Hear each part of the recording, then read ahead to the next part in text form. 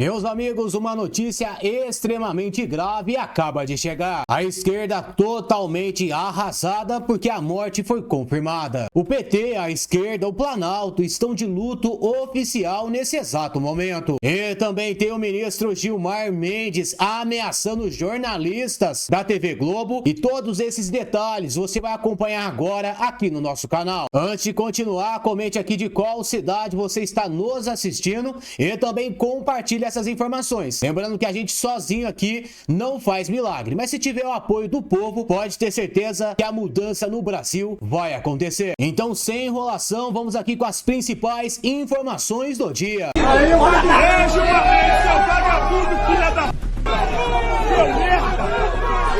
O que é seu tá guardado, seu bandido, filha da puta! Seu velho de merda! O que é seu tá guardado e tem mais, viu? Seu bandido! Tá bom, mano. Não coloca a mão em mim. Não bota a mão em mim, não. Seu merda! Isso aqui é um bandido, seu filho da puta! Seu bandido de merda! Tu é um bandido acabando com o Brasil! Seu velho filho da puta! Seu merda! Vocês estão acabando com o Brasil, seu filho da puta! Ministro Alexandre, esse tribunal se orgulha e o povo brasileiro se tranquiliza por termos Vossa Excelência como ministro desta corte. Vossa Excelência, que com ânimo inquebrantável já suportou nestes 9 anos tantas tribulações em virtude da sua irretocável, proba e sacrificante atuação, terá forças para suportar tantas outras quantas surgirem. Vossa Excelência evitou que caíssemos em um abismo autoritário, onde provavelmente ainda estaríamos vivendo tempos sombrios. O Brasil tem uma dívida para com Vossa Excelência, ministro Alexandre. As futuras gerações. Confrontos são necessários. É preciso a gente chamar as coisas pelo nome. Porque, às vezes, o país comporta um excesso de hipocrisia.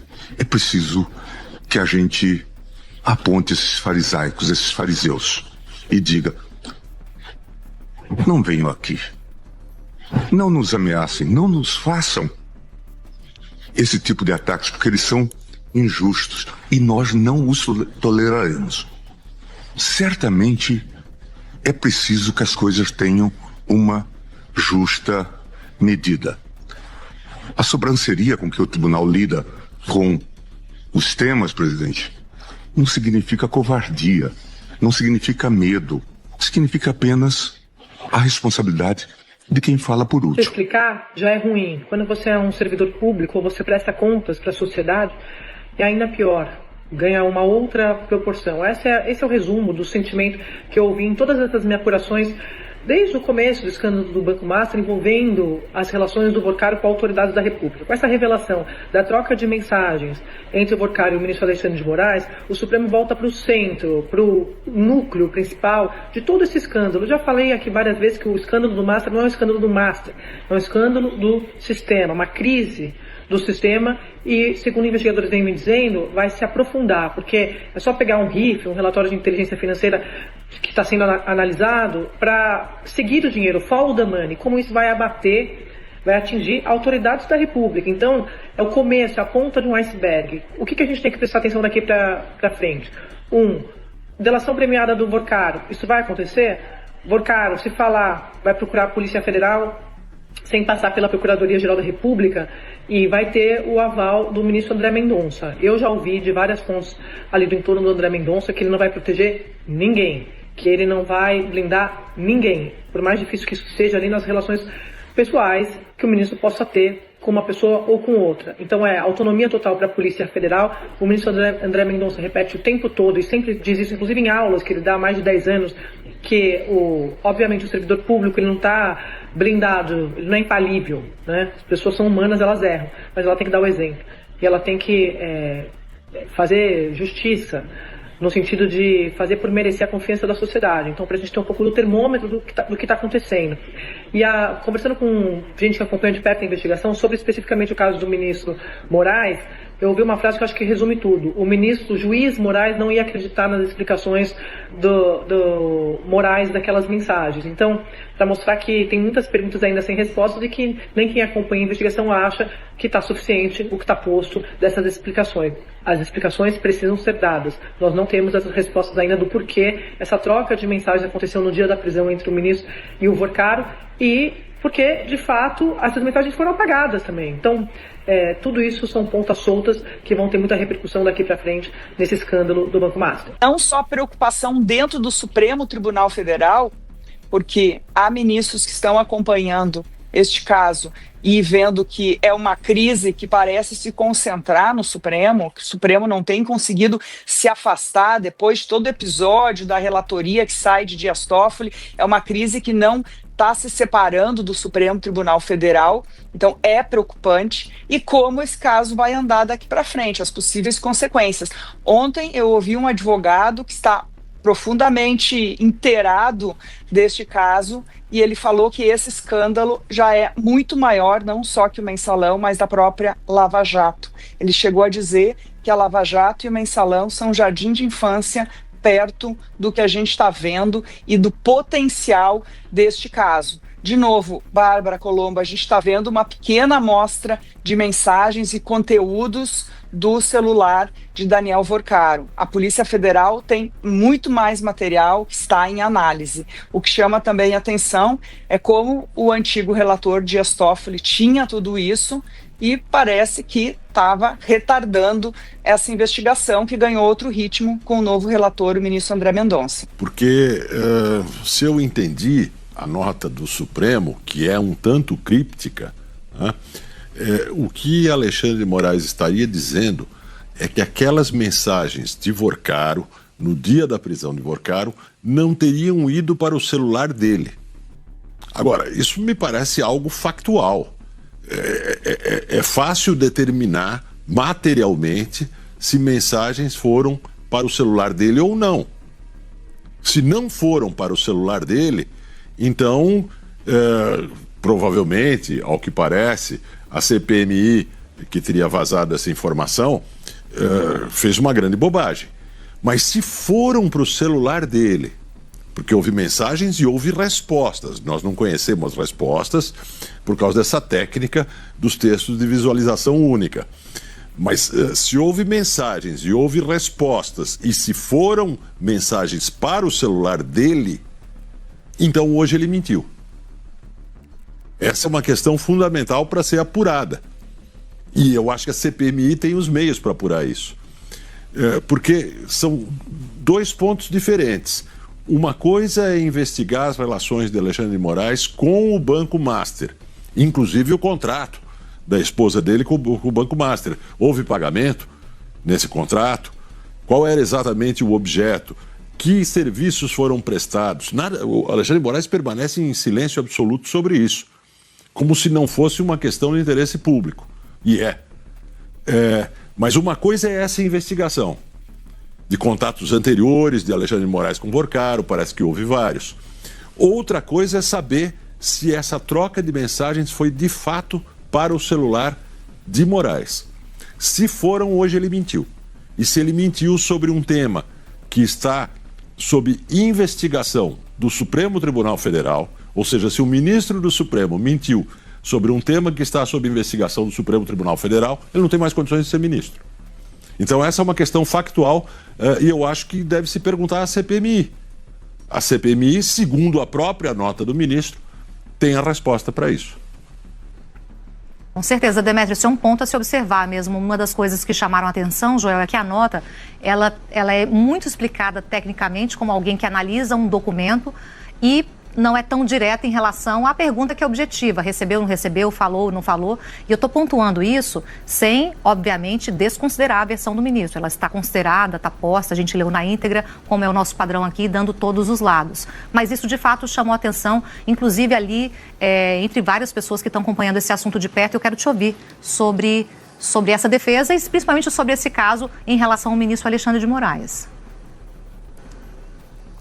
Perfeito, Camila. Realmente, né, a gente lê esta nota a primeira vez, demora um tempo até a gente conseguir entender o que está sendo dito ali. O que a nota dá a entender é que aquelas mensagens do Vorcaro não teriam tido como destinatário o Alexandre de Moraes. Não teriam sido para ele e sim para outras pessoas. Mas isso é o que a nota quer dar a entender. Ela não afirma isso em nenhum momento. O que ela diz é o seguinte, olha, nos computadores com os prints ali das mensagens do Vorcaro, essas mensagens estavam salvas em pastas ligadas a outros contatos. É isso que ela diz. Ela em nenhum momento diz, essas mensagens aqui não foram mandadas ao ministro Alexandre de Moraes. Não diz isso. Segundo ponto, mesmo que a gente não soubesse o teor das mensagens, o fato de que houve uma troca de mensagens entre o Vorcaro e o Alexandre de Moraes no dia da prisão do Vorcaro, isso está fora de qualquer dúvida. Por quê? Porque tem ali a conversa dos dois celulares. O que não tem é o conteúdo das mensagens, já foram apagadas. Eram mensagens de visualização única, por isso não dá mais para ver ali no aplicativo de mensagens. A gente só tem acesso à parte do Vorcaro, por quê? Porque ele tinha no celular dele o bloco de notas no qual ele escrevia essas mensagens e tirava os prints dessas mensagens, textos do bloco de notas. Por isso a parte dele, já que o celular dele foi apreendido, a gente tem acesso. A outra parte do Moraes, não.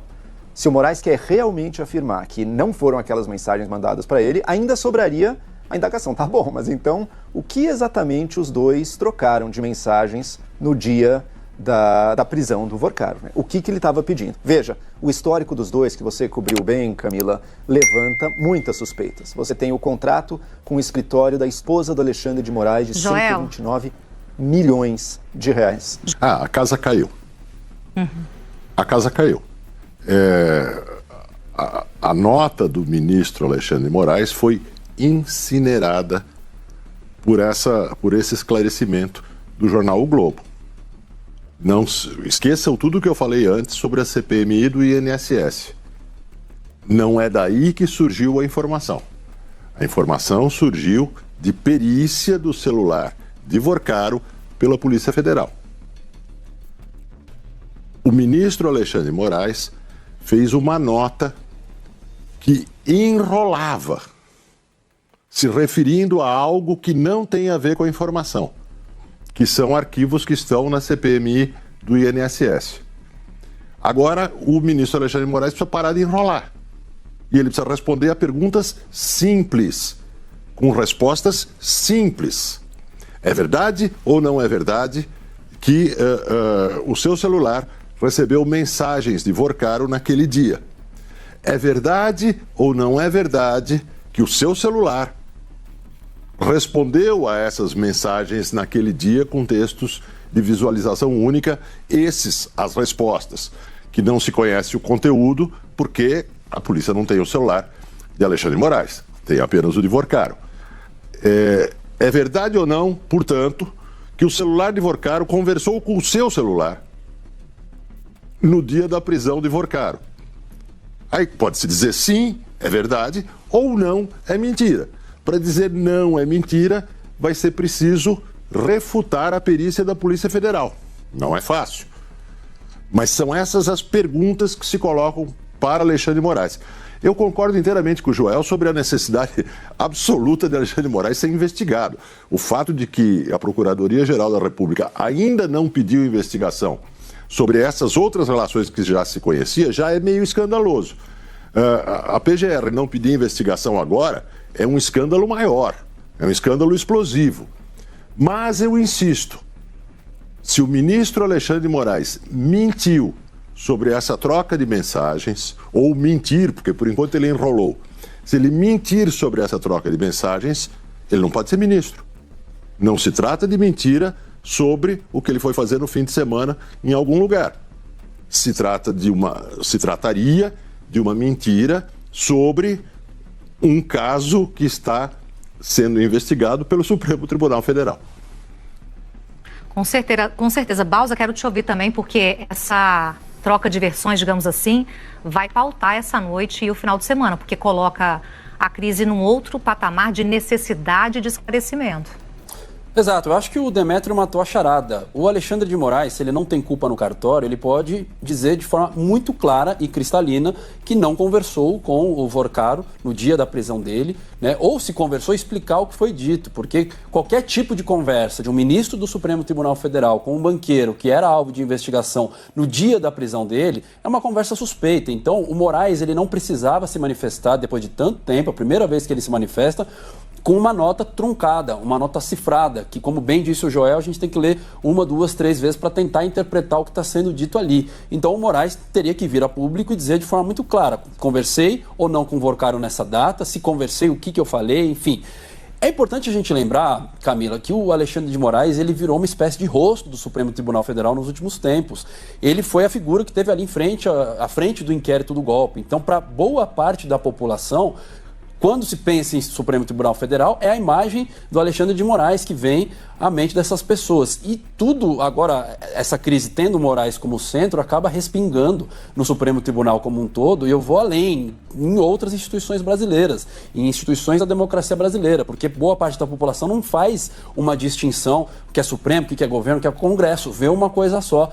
Então contribui para um ambiente de degradação institucional muito grande, e agora a gente precisa entender quais vão ser os próximos capítulos dessa crise, de que forma o ministro Alexandre de Moraes vai se manifestar depois dessa matéria, dessa nota do Globo, deixando claro que o material não veio da CPMI, portanto, uma argumentação falsa do Alexandre de Moraes, e sim da Polícia Federal, material que inclusive foi periciado.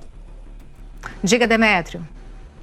O Bausa tem toda a razão quando ele diz que Alexandre de Moraes é visto por muita gente como a face do Supremo. Mas é importante deixar claro que ele não é o Supremo. Porque quando aparecem questões sobre as relações dele com o Banco Master ou da esposa dele com o Banco Master, a resposta que ele costuma dar é que se trata de um ataque ao Supremo. Não, ele não é igual ao Supremo. Não há um sinal de identidade entre Alexandre de Moraes e o Supremo. Nem um sinal de identidade entre Alexandre de Moraes e a democracia. Ele não é o Supremo e não é a democracia. Ele é um juiz, ele é um ministro, ele é um indivíduo, ele é um cidadão. Ele não é essas coisas que às vezes ele imagina que é. Bom, muita gente está falando e apontando para, e a gente está discutindo isso direto, para a relação entre o Alexandre de Moraes e o Daniel Vorcaro, para a relação entre Dias Toffoli e o Daniel Vorcaro, que é uma relação que preocupa. E aí os que gostam dos dois, ou aqueles que apoiam os dois, ou aqueles que não podem ver uma crítica, que já querem sair defendendo, porque, nossa, falar do Alexandre de Moraes, falar do Dias Toffoli é o mesmo que falar contra a democracia. Papinho, furado. Mas ainda assim, muita gente fica falando, bom, mas vem cá, pera. Como é que o Alexandre de Moraes, como é que o Dias Toffoli saberiam o que a Polícia Federal só viria a descobrir quebrando sigilo, investigando, aquilo que só se saberia depois que o Banco Central fizesse a intervenção no Banco Master, aquilo que não passava de disse-me-disse, aquilo que nem a CVM falou, comentou, criticou, passou boi, passou boiada. O Daniel Vorcaro foi ao Banco Central com uma sacolinha e cada vez que ele ia lá ele saía com um banco, comprou 5 bancos, quer dizer, para o Banco Central tudo bem ele comprar banco, agora para o Alexandre de Moraes e para o Dias Toffoli não. Eles tinham que saber que eles estavam lidando com um camarada complicado. Mas a Viviane Barça está nessa categoria, né? Ela está na categoria de advogadas, ela presta um serviço. Quando ela chega e fala, eu vou cobrar 130 milhões de reais, poderia ser 1 bilhão e 300 ou 13, porque 130 é aleatório, né? 130 milhões de reais por 3 anos de serviço, ao ritmo de 3 milhões e 600, ela está dizendo o seguinte: eu vou prestar um serviço inacreditável, eu sou Pablo Picasso, eu sou a Frida Kahlo, eu sou... se segura, que vem aí, se prepara. Não é o caso. Então, a mulher do ministro pode trabalhar, a cunhada do ministro pode trabalhar, a filha do ministro pode trabalhar, o filho do ministro pode trabalhar, mas ele tem que cobrar o que é razoável e fazer o que é razoável também. Não pode fazer aquilo que não é razoável que seja feito, como entrega de serviço jurídico, tem que operar na entrega de serviço jurídico, não pode ultrapassar para outros campos, porque aí está vendendo acesso, não é adequado, e tem que cobrar o que é razoável. O que é razoável? O que é razoável. Quer dizer, quantos clientes a Viviane Bassi tem? Todos eles pagaram o equivalente ao que o Master pagou. Então, você produz faxina, cobra 20 mil reais, ou você é psiquiatra, cobra 20 mil reais, e todos os seus pacientes cobram 20 mil reais, pagam 20 mil reais, tudo bem, beleza, não tem problema nenhum. Agora, é estranho você imaginar que você tem uma pizzaria que fabrica pizzas de 100 reais, e uma das pizzas custa 50 mil, as outras custam 1.000. Então, os serviços prestados pelo escritório da Viviane Bassi são serviços de 130 milhões de reais, de 3 milhões e 600 o mês. Ela prestou mais de 2.700 horas, faz a conta, está dando 270 mil reais a hora. Ela cobra isso em todos os clientes, sempre cobrou. Que outros clientes foram atendidos por ela e pagaram isso? Né? Então tem um padrão. Então ela pode trabalhar. Mas se ela trabalha para um cliente, a distância segura é a distância que o marido dela tem que ficar do cliente dela.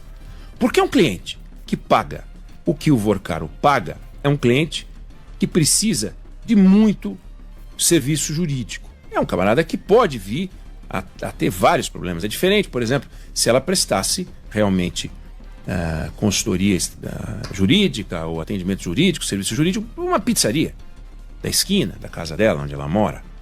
Ali, aí tudo bem, tem que se preocupar, pode cobrar, pode arrebentar, pode cobrar 500 reais a hora, que é o que um advogado júnior cobra 300 a 500 reais a hora. Então, o ministro, marido dela, tem que manter uma distância segura do personagem. Então, o que a gente tem nesse caso? O valor recebido é muito acima do razoável. Isso já compromete a distância segura. Porque um empresário esquece, foi o que eu falei no começo, esquece. É o Vorcaro sem confusão, embora em 2024 ele já tinha enrosco. Mas é um advogado lida com gente que pode ter enrosco ou já tem enrosco. O Alan Dershowitz, que defendeu o Epstein, ele vive disso. O que vai fazer? O José Luiz de Oliveira Lima, né, conhecido como Juca, criminalista, defendeu o Roger Abdelmaci. Roger Abdelmaci precisava de um advogado. Tá errado? Não tá errado. Então, entre você cobrar honorários do Banco Master e você frequentar o dono do Banco Master, conviver com o dono do Banco Master, viajar com o dono do Banco Master, frequentar o dono do Banco Master, vai uma distância muito grande. Você prestar serviços e você conviver socialmente. Então, o ministro tem ou não o desafio da distância segura? Eu não estou falando em lei, porque senão ele estaria infringindo uma lei. A distância segura é um comportamento que não se mistura com a lei. Do contrário, estaria no Código Penal. Tem que ficar a 1,32 m. Não é isso que está dizendo. Não é essa a questão. A questão é, qual é a distância segura que o ministro do Supremo Tribunal Federal deve manter das figuras que podem produzir um comprometimento de imagem. Qual é? Essa é a discussão. Então, primeiro, números absurdos. Depois, uma convivência já comprovada, uma relação já comprovada entre o cliente da mulher do ministro e o ministro, que não é remunerado pelo cliente da mulher dele e que não tem que prestar serviços ou dar assistência ou manter uma relação de amizade com o cliente da mulher dele. E quando a gente vai para o Toffoli, a coisa fica um pouco mais confusa, porque se no caso do Alexandre de Moraes a gente tem um contrato assombroso, indefensável com a mulher do ministro, no caso do Toffoli a gente tem uma realidade lamentável de um ministro que aceitou uma relatoria que envolve aquele cujo ecossistema comprou um empreendimento da família dele. E dele, onde ele tinha dinheiro. Então, ele ganhou dinheiro graças àquele que é o personagem central do caso que ele topou relatar. Se isso não é conflito, se isso não é ultrapassar a distância segura, se isso não cria um potencial de estrago, uma percepção de captura, é de se perguntar o que é preciso. Lula correu para o Supremo Tribunal Federal para pedir proteção, um guarda-chuva, contra as pautas bombas que o Senado Federal está jogando na sua cabeça. Ou ainda, numa outra imagem, Lula está afogando o país em dívidas causadas por ele mesmo e agora aumentadas pelo Senado Federal. E à medida que a água está subindo, Lula pede uma boia para o Supremo Tribunal Federal. É isso aí, pessoal. O Congresso despejou no colo do governo Lula um pacote que pode custar mais de 800 bilhões de reais. E eu vou te mostrar por que isso lembra demais o filme que derrubou a Dilma Rousseff. E se isso pode ou não levar também ao impeachment do próprio Lula. Mais ainda, eu vou te mostrar a reação do Lula, que diz tudo sobre como que o país é governado hoje. Olha então aqui comigo o que foi que o painel da Folha de São Paulo revelou hoje. Lula decide ir ao STF contra pautas bomba em nome da responsabilidade fiscal. Lula, que está fundando o país em dívida, não está nem aí para responsabilidade fiscal, agora vai para o Supremo dizer: sou um defensor da responsabilidade fiscal. Que hipocrisia. O presidente Lula, ele bateu o martelo e decidiu que vai ao Supremo para impedir que as pautas bombas aprovadas pelo Senado entrem em vigor. Mas o que aconteceu, Deltan?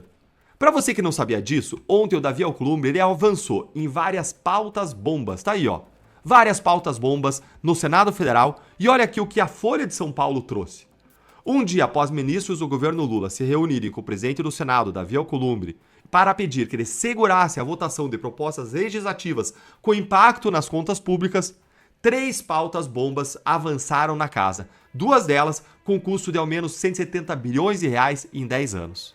Foram 3 projetos. Renegociação das dívidas rurais, com impacto estimado em 140 bilhões de reais em 10 anos. O piso de R$ 13.662 para médicos e dentistas, na casa aí dos 47 bilhões de reais de impacto nas dívidas do governo. E a PEC da aposentadoria dos agentes comunitários. Pela conta da Folha de São Paulo, esse pacote todo pode passar aí de 800 bilhões de reais de custo em 13 anos. E o tamanho do desespero do governo Lula foi retratado também nessa coluna aqui do Igor Gadelha, do Metrópolis. Olha aí comigo. Apavorado com a aprovação da proposta no Senado, o governo Lula procurou o presidente da Câmara, Hugo Mota, para tentar segurar a votação do projeto de renegociação das dívidas rurais na Câmara. Gente, todo mundo sabe que conhece o ambiente rural que o agro hoje está afogado em dívida. Por que está afogado? Porque o governo gerou uma crise fiscal, que é gastar mais do que ganha. Isso faz com que os juros aumentem. E aí, com um juro de 15% ao ano, basta você ter um problema de plantação, de lavoura, uma chuva, um alagamento, você ter uma estiagem, um período de seca, e você quebra. E aí o agro está quebrado com dívidas rurais, ele precisa renegociar. Vamos lembrar que o agro é responsável por 1/4 da riqueza produzida no país, 25% da riqueza produzida no país, e ele precisa de um pacote de salvamento. Mas o Lula, que não gosta do agro, chama ele de fascista, não quer dar.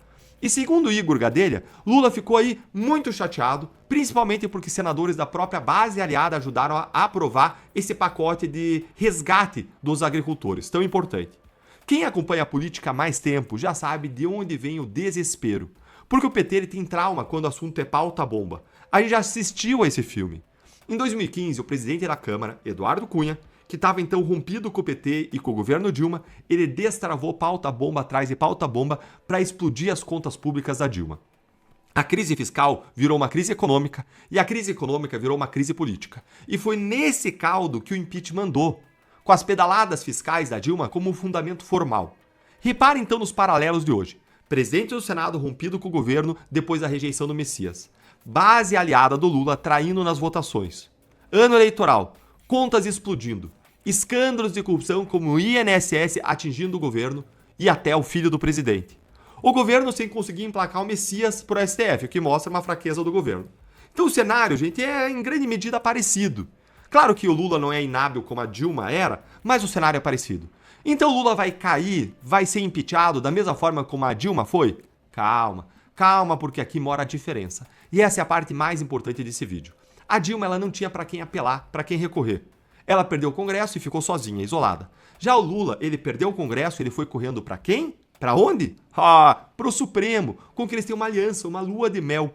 E olha aqui o detalhe. Antes mesmo do governo ir lá e protocolar qualquer coisa, o decano Gilmar Mendes já tinha publicado isto aqui no X.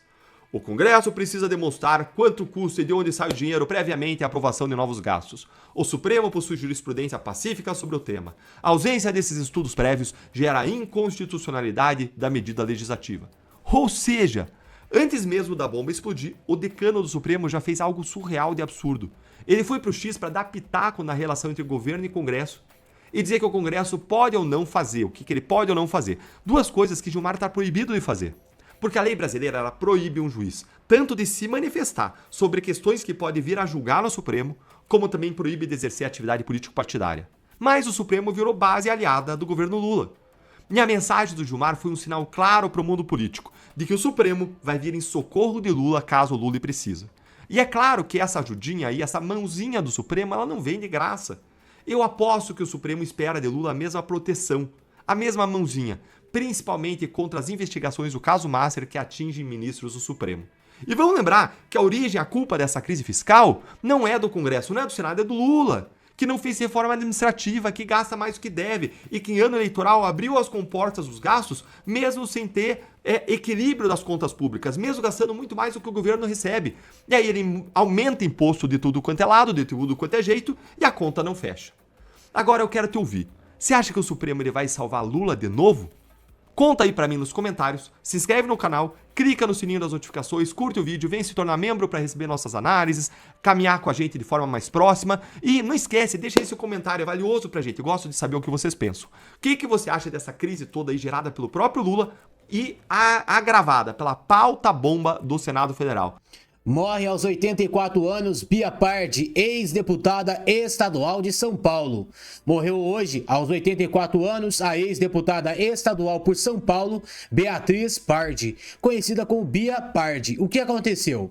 Morte foi informada nesta noite por meio de comunicados oficiais à Lesp e a bancada do PT na casa divulgaram notas de pesar.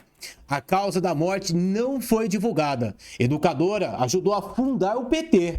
Bia Pardi foi uma das fundadoras do PT e exerceu 2 mandatos consecutivos como deputada estadual. Ela foi eleita em 1990 e reeleita em 1994, de acordo com a Lesp. Educadora de formação, ela integrou a Comissão de Educação da Lesp e apresentou projetos voltados à área. A bancada petista afirmou que a ex-deputada levou ao parlamento a experiência como professora dirigente do Sindicato dos Professores do Ensino Oficial do Estado de São Paulo. No PT, Bia Pardi liderou a bancada de deputados estaduais na Lesp entre março de 1988 e março de 1999. Em nota de pesar, a bancada do partido Alesp cita a participação dela na criação da CPI da violência contra a mulher e contra a criança e o adolescente.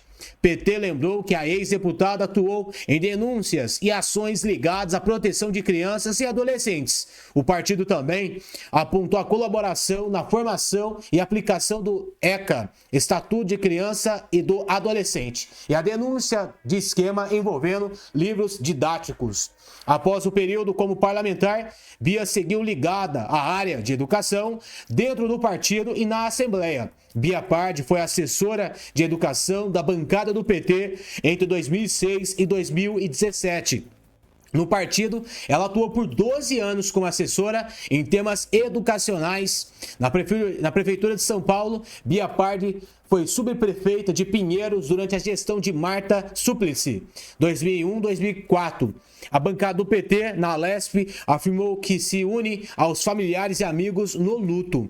Diretório Municipal do partido também se manifestou. A trajetória de Bia Pardi deixa um legado de dedicação à educação, à justiça social e à construção de um Brasil mais democrático e igualitário.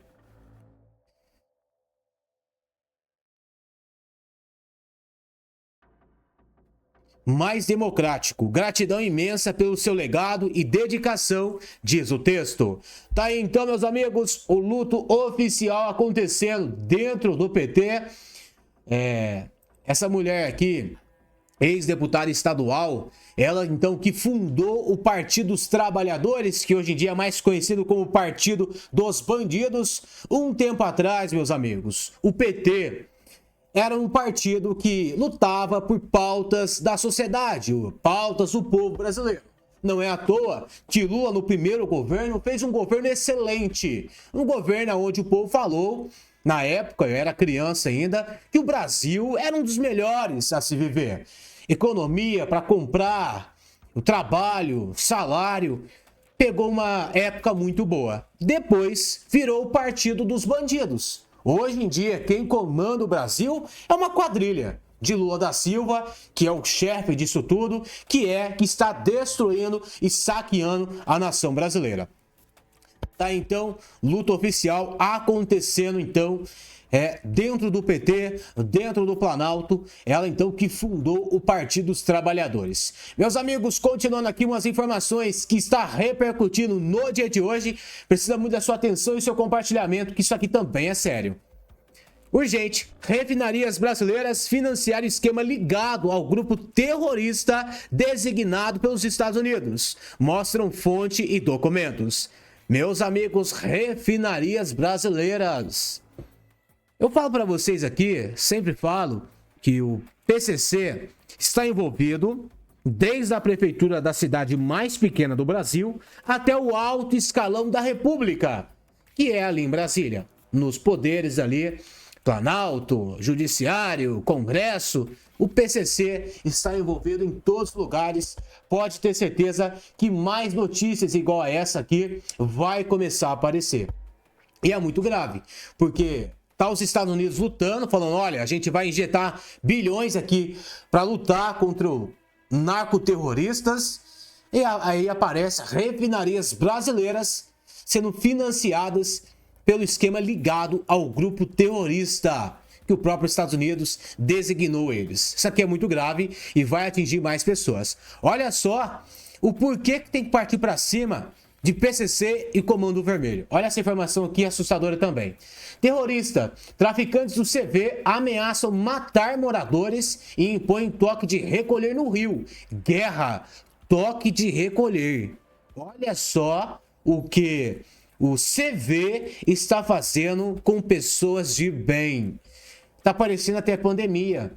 Na época da pandemia tinha toque de recolher. Se você estivesse na rua, a polícia ia atrás de você, batia, prendia e levava você embora. E agora, dessa vez, sem pandemia, a gente vê o CV tratando pessoas de bem desse jeito aí. Um clima totalmente de guerra. E aonde? No Rio de Janeiro. Uma cidade totalmente perigosa, uma cidade que precisa sim de ajuda de fora, que é dos Estados Unidos, a maior potência militar, o único país que pode ajudar a gente nesse exato momento. Meus amigos, mais uma informação importante está aí, na sua tela. Agora, candidato de esquerda perde a eleição no Peru e pede recontagem dos votos. Ué, não é a esquerda que fala sempre que a gente precisa aceitar o resultado das eleições? Foi a esquerda perder no Peru. Eu acompanhei de perto as eleições também do Peru. A candidata à direita ganhou com 1.000 e poucos votos na frente. Ainda não acabou, mas ela já é praticamente a vencedora das eleições do Peru. E tá aí, falando que não vai aceitar e quer a recontagem dos votos, então, na eleição do Peru. Enquanto isso, a candidata de direita tá aí falando que vai usar as Forças Armadas. Keiko Fujimori usará as Forças Armadas para capturar e expulsar cidadãos que se encontrem ilegalmente no país. Expulsaremos inmediatamente a todos los migrantes ilegales que cometan delitos. Activaremos los rastrillajes en las zonas peligrosas. Conformaremos fuerzas de tareas integradas por la policía, la fiscalía, las Fuerzas Armadas y la propia población. Las Fuerzas Armadas asumirán el control de nuestras fronteras. Hoy, por ejemplo, en la frontera con Ecuador solo hay 2 patrullas. Los presos deberán trabajar en las cárceles por sus alimentos y reparar a la sociedad. Construirán losas, pistas y escaleras. Pero para eliminar el crimen debemos de trabajar en reformas estructurales. Olha só para você ver a diferença de um candidato, uma candidata agora da direita. Vai colocar os presos para trabalhar, para não ser uma despesa para o povo brasileiro, porque os presos hoje em dia, aqui no Brasil até vota. Presidiário vota nas eleições. Uma coisa absurda. Teve aprovação no Congresso Nacional, mas na eleição deste ano ainda não está valendo. Vai valer só na próxima eleição, daqui 4 anos. Isso aqui é muito grave. Meus amigos, nunca foi tão fácil escolher qual lado a gente vai ficar. De Flávio Bolsonaro, que falou que vai dar uma de Bukele aqui no Brasil. E do outro lado tem Lula da Silva, falando que vai ficar cuidando dos seus criminosos. Acabei de ver um vídeo assustador. O pai com sua filha dentro do mercadinho dele. A filha ali atrás do balcão. 2 homens armados, 2 criminosos.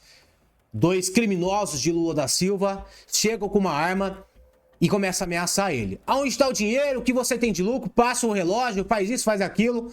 E a criança deveria ter 2, 3, 4 anos de idade, chorando, desesperada. Por quê? O criminoso aponta a arma na cabeça do cidadão trabalhador que paga os seus impostos em dia, está ali tentando sustentar a sua família. Aí vem criminosos e fazem esse tipo de coisa. E são tratados como vítimas da sociedade. Isso precisa acabar. Vítimas da sociedade é o povo brasileiro. É o povo que paga os impostos. Tá aí a candidata de direita falando, olha, vou colocar para trabalhar. Entendeu? Vai pagar suas despesas. Vai ser um negócio mais sério comigo. Vou colocar as Forças Armadas para controlar as fronteiras do nosso país.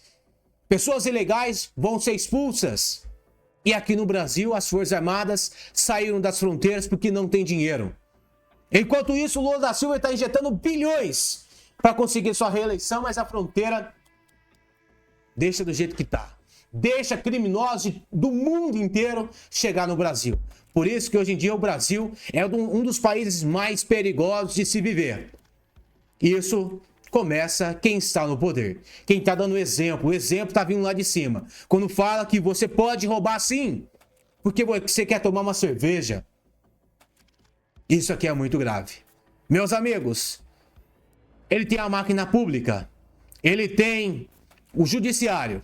Ele tem os poderes do lado dele. E a gente só tem o povo brasileiro. Só que o povo brasileiro consegue dar um checkmate final. Só que não tem nada a ganho. Pelo contrário. Em tempos sombrios estão chegando para o Brasil. O Polymarket está dizendo aí que tem 51% de chance do Lula vencer as eleições. Meus amigos, acordem para a realidade. É uma guerra que a gente está travando nesse exato momento. A gente precisa ganhar as eleições, porque senão vai ser o fim do Brasil. O Brasil será destruído. E mesmo se a direita assumir, vai pegar aí o que Lula deixou. Que é um buraco, o Brasil no buraco totalmente. Porque estão destruindo a nação brasileira. E quem vai pagar isso no final das contas é o povo, é eu e você. Então, vamos acordar, vamos fazer a nossa parte para resgatar esse Brasil. Pedir para vocês deixar o seu like, deixar o seu comentário e compartilhar essas informações nas suas redes sociais. A gente volta ainda hoje com mais informações.